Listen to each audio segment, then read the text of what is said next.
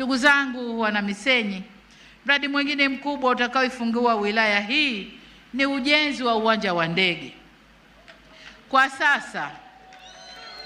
Kwa sasa tuna uwanja wa ndege wa Bukoba ambao una urefu wa kilomita 1.4 na hakuna eneo la kufanya upanuzi kule.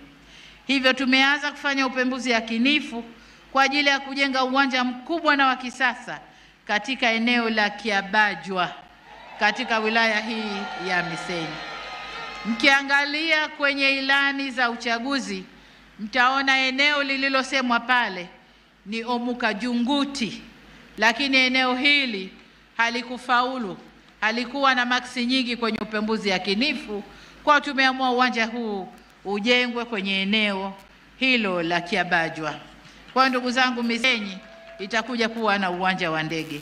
Uwanja huo mpya utakuwa na uwezo wa kuhudumia ndege kubwa kama vile Boeing 737-900 zenye uwezo wa kubeba abiria 180 hadi 220. Kwa hiyo ni matumaini yangu kwa wale tunaopakana nao hapa Uganda watakuja kusafiria uwanja huu, halafu watue uwanja huu kwenda kwao.